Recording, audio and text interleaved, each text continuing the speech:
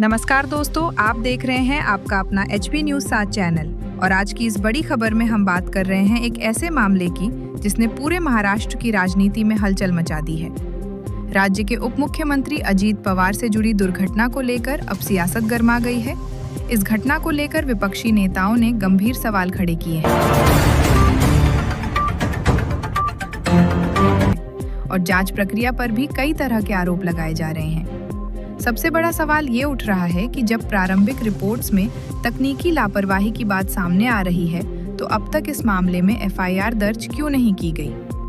विपक्ष का सीधा आरोप राष्ट्रवादी कांग्रेस पार्टी के नेता रोहित पवार ने पुलिस प्रशासन पर सवाल उठाते हुए कहा है कि अगर जांच रिपोर्ट में संबंधित कंपनी की लापरवाही का उल्लेख है, तो फिर कार्रवाई में देरी क्यों की जा रही है। उनका कहना है कि DGCA की प्रारंभिक रिपोर्ट में मेंटेनेंस से जुड़ी गंभीर खामियों का जिक्र किया गया है।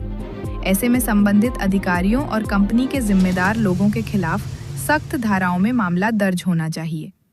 रोहित पवार ने ये भी कहा कि अगर सबूत मौजूद हैं और मामला सार्वजनिक है, तो कानून को अपना काम तुरंत करना चाहिए। पुलिस स्टेशन के बाहर हंगामा।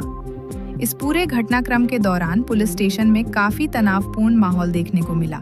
सामने आई वीडियो में कुछ नेताओं और पुलिस अधिकारियों के बीच तीखी बहस होती दिखाई दे रही है। इस दौरान विधायक अमोल मिटकारी भी मौजूद थे। उन्होंने भी प्रशासन से स्पष्ट जवाब मांगा कि आखिर कार्रवाई में देरी क्यों हो रही है।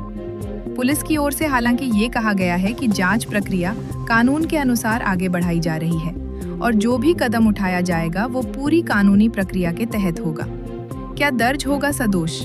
मानव वध का मामला।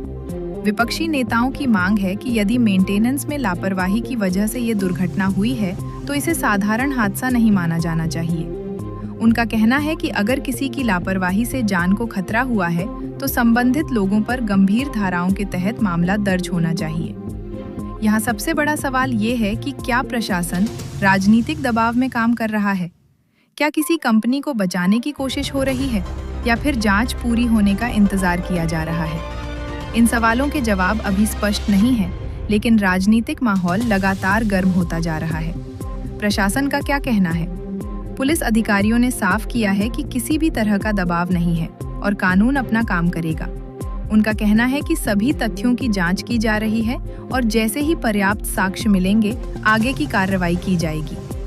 पुलिस का ये भी कहना है कि किसी भी तरह की जल्दबाजी में केस दर्ज करना उचित नहीं होगा, क्योंकि इससे जांच प्रभावित हो सकती है। इस मामले ने महाराष्ट्र की राजनीति में नई बहस छेड़ दी है। एक तरफ विपक्ष जवाब मांग रहा है, तो दूसरी तरफ सरकार और प्रशासन प्रक्रिया का हवाला दे रहे हैं। राजनीतिक विश्लेषकों का मानना है कि अगर आने वाले दिनों में कोई ठोस कदम नहीं उठाया गया, तो ये मुद्दा बड़ा राजनीतिक आंदोलन बन सकता है।